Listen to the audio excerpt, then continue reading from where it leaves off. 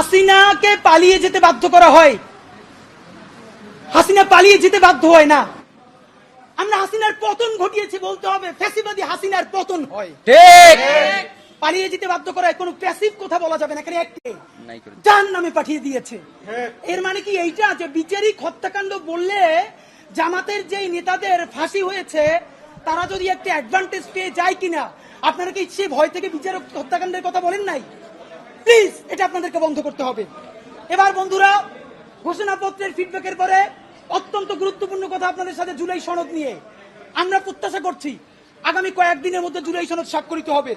Number 1, এই ঘোষণাপত্রে আপনারা যেরকম ভুজুং বাজুং দিয়ে জাতিকে বুঝাইছেন, আপনারা এই জুলাই সনদের সর্বশেষ বলেছেন। আমার হাতে প্রধান উপদেষ্টা মহোদয় 5ই আগস্ট একটি দীর্ঘ বক্তৃতা করেছেন। এই বক্তৃতার পুরো কপি আছে। এই বক্তৃতা অনুযায়ী উনি বলেছেন শীঘ্রই জুলাই সনদ বাস্তবায়ন হবে।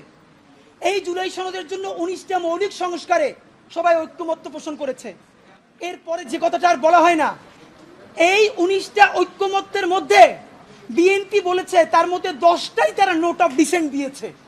তো নোট অফ ডিসেন্ট কি?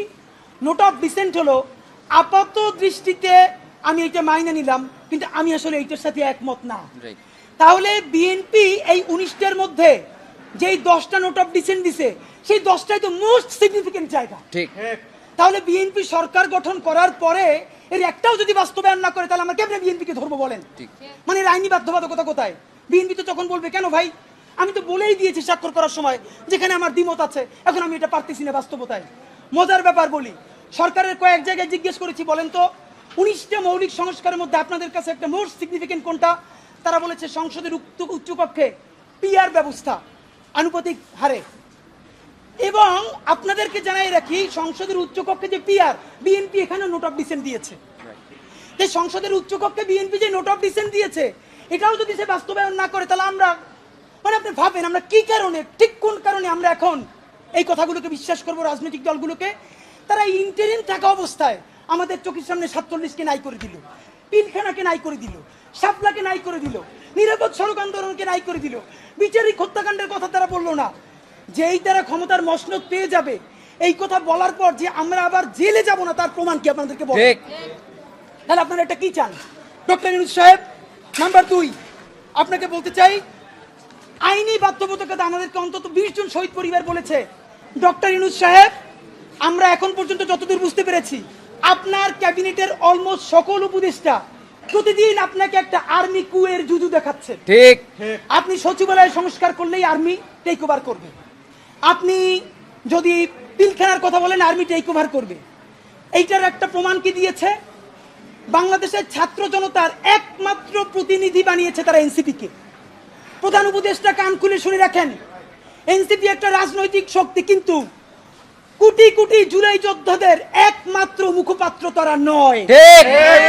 এনসিপি সমাবেশ করলে লোক কম হয়, এর মানে এই না যে মানুষ জুলাই ভুলে গেছে অথবা জুলাইয়ের রক্তের সাথে সে গাদ্দারি করার কাউকে অনুমতি দিচ্ছে।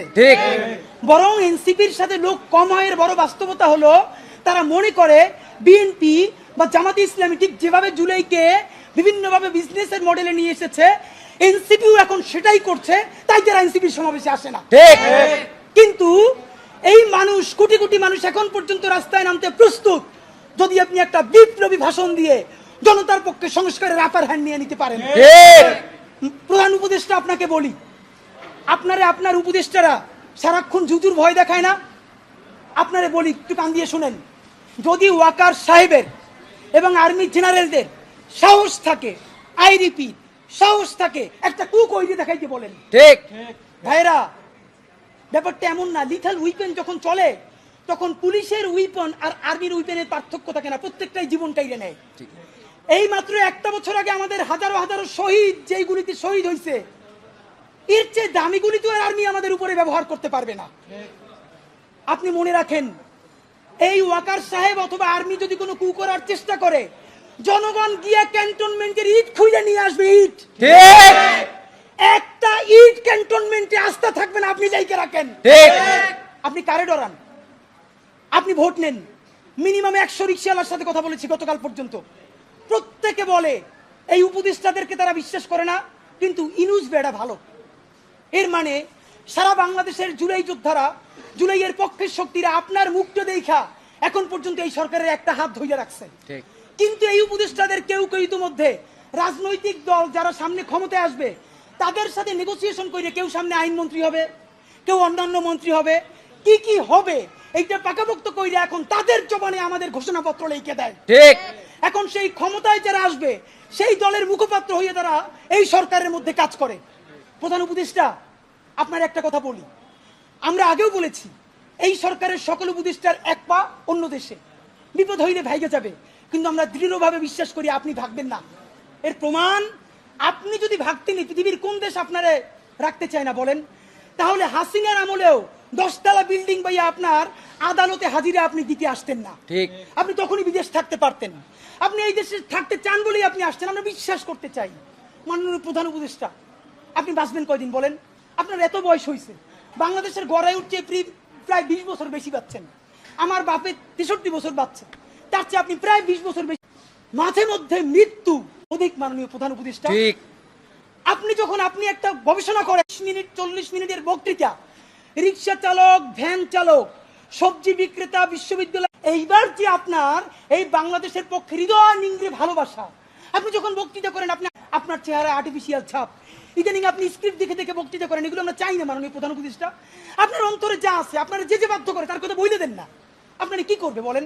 আপনার খুন করবে। আপনি প্রায় 80 বছর বাঁচছেন, আর কয় বছরই বা বাঁচবেন? আপনি কি করে?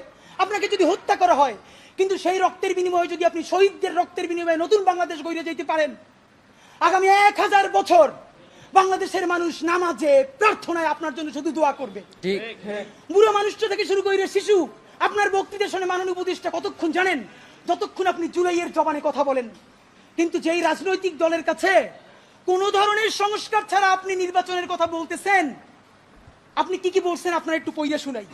আপনার ঘোষণাপত্র থেকে অল্প কয়েক জায়গা মার্ক করে নিয়ে আসছি। মাননীয় প্রধান উপদেষ্টা, আপনি বলছেন যে সামনের নির্বাচনে, এবারের নির্বাচন যেন আনন্দ উৎসবের দিক থেকে, শান্তি শৃঙ্খলার দিক থেকে, ভোটার উপস্থিতির দিক থেকে, সৌহার্দ্য আন্তরিকতার দিক থেকে দেশের ইতিহাসে স্মরণীয় হয়ে থাকে, এই সকল আয়োজন করা হবে। মাননীয় প্রধান উপদেষ্টা, 6 মাস বাকি আছে। এই 6 মাসের মধ্যে আপনি এই উদযাপন কেমনে করবেন? নির্বাচন শুরু হইতে পারে না, এর মধ্যে মানুষকে হত্যা করতেছে রাজনৈতিক দল একটা আরেকটারে। তাহলে এই আমলা, এই পুলিশ, যেই পুলিশ রাজনৈতিক দলের ছত্রছায়ায় আবার হত্যাকাণ্ড ঘটাবে, আপনি দাঁড়িয়ে দিয়ে কেমনে পারবেন? প্লিজ আপনার এই বৃদ্ধ কাঁধে রাজনৈতিক দলগুলোর বন্দুককে রাখতে দিয়েন না। আপনি না পারলে কুইট করেন, ওরা নিজেরা বুঝে খাক। কিন্তু রাজনৈতিক দলের একমাত্র মুখপাত্র হইয়া বাংলাদেশের মুখপাত্র থেকে আপনি বিদায় নিয়েন না। আপনি নির্বাচনের কথা বলছেন, আমরা খুশি হয়েছি, কিন্তু ইতিহাসের স্মরণীয় নির্বাচন করার রোডম্যাপ কোথায়? বাংলাদেশের রাজনৈতিক দলগুলো আপনার সাথে মিটিং করে সামনে এসে বলে আমরা নির্বাচনের রোডম্যাপ দেখি নাই, আমরা হতাশ। ভিতরে কথা বলার চেষ্টা করলাম, আফসোস রাজনৈতিক দলগুলো এত বদমাশ কেমনে হয় ভাই? ভিতরে তারা একটা বারো ভালো করে কোনো রাজনৈতিক তারা নির্বাচনের ম্যাপ দেয় না। প্রধান উপদেষ্টারে তারা গিয়ে বলে বড় দলগুলা, ওই পেট্রো বাংলার চেয়ারম্যানটা কিন্তু আমাদের লাগবে, অমুক বিশ্ববিদ্যালয়ের ভিসি কিন্তু আমাদের লাগবে, স্বরাষ্ট্র আর জনপ্রশাসন মন্ত্রণালয়ের সচিবটা কিন্তু আমাদের লাগবে। বাইরে এসে বলে আমরা নির্বাচন না দেখে হতাশ। একই দ্বিচারিতা। আপনার প্রতি অনুরোধ, এই যে আপনারে বাহিরে এসে বলে যে আপনি নির্বাচন দেন না, আপনি কেন প্রেস মিট করে বলেন না বিএনপি আমার পেট্রো বাংলা চাই, জামাত আমার স্বরাষ্ট্রমন্ত্রী চাই, এনসিপি আমার কাছে জনপ্রশাসন চাই, বলে দেন। ধরেন আপনি বইলে দিচ্ছেন, করবে কি? মারবে। আপনি এমনি একদিন মরে যাবেন, আজীবন বাঁচবেন। আপনি বইলে দেন না, ওদের নেংতে কইলে দেন। রাজনৈতিক শক্তির আমরা পক্ষে, কিন্তু রাজনৈতিক দলের নামে নিপীড়নের পক্ষে আমরা নয়। বন্ধুরা আমার, আপনি আরেকটা কথা বলেছেন, এখন থেকে প্রতিদিন আলাপ করুন আপনার এলাকায় ভোটদান ব্যবস্থা কেমন হলে সুন্দর হয়, কেমন হলে আনন্দমুখর হয়, সেটা আগে থেকে ঠিক করার জন্য, নতুন বাংলাদেশের কাজ করার জন্য সেইটা আপনারা প্রস্তুতি নেন। মাননীয় উপদেষ্টা, যমুনে বললে হবে না, এলাকায় গিয়ে যদি এই আলাপ শুরু করি, আমারে পিটাইয়া ছালবাকল উঠেই আবার ঢাকায় পাঠাইবে। ঠিক, ঢাকার এলাকা কিন্তু এক না। এলাকায় সেই পরিবেশ আপনি তৈরি করতে পারছেন? এলাকার ওসি প্রতিদিন এখন বিএনপির উপজেলা সভাপতির ফোন করে ডায়াবেটিসের খবর নেয়। তা আমার কথা যদি বিএনপি বিপক্ষে যায়, আমার কথা যদি জামাতের বিপক্ষে চায়, তারা তো আমার দৌড়নি দিয়া কি করবে তা তো আপনি বুঝতে পারতেছেন না। প্রধান উপদেষ্টা, মাননীয় উপদেষ্টা, শেষের দিকে আপনার আরেকটা কথা আপনারা বলা দরকার। আপনি এইখানে খুবই স্পেসিফিকলি বারবার নির্বাচনের যে রোডম্যাপটা দিয়েছেন, আমরা অত্যন্ত খুশি হয়েছি। আপনার হাতে সময় আছে 6 মাস। আপনাকে চূড়ান্তভাবে আমরা কয়েকটা প্রস্তাবনা দিতে চাই। নাম্বার 1, এই 6 মাসের মধ্যে আপনি একটা আপার হ্যান্ড নেবেন, সেই আপার হ্যান্ডের চূড়ান্ত কাজ আগামী 1 সপ্তাহের মধ্যে আপনি ইন্টারিম ভেঙে দেন। ঠিক। এই ইন্টারিমের অনেক উপদেষ্টা এখন সামনে কেউ বিএনপির, কেউ জামাতের, কেউ এনসিপির মুখপাত্র হইয়া তাদের দলীয় এজেন্ডাগুলো আপনার সামনে রেখে বাস্তবায়ন করবে, এইটা আপনি হইতে দিয়েন না। আপনি অতি জলদি যেই নির্বাচনটা উপহার দিতে চান তার জন্য ইন্টারিম ভেঙে দেন এবং অতি দ্রুত তত্ত্বাবধায়ক সরকার ঘোষণা করেন। এই ইন্টারিম ভেঙে দিয়া আপনি প্রধান হইয়া আপনি তত্ত্বাবধায়ক সরকার ঘোষণা করেন। আগামী 6 মাস মাননীয় প্রধান উপদেষ্টা, এটা অনেক অনেক বেশি ইনাফ, মোর দ্যান ইনাফ এই দেশে পাল্টাই দেওয়ার জন্য।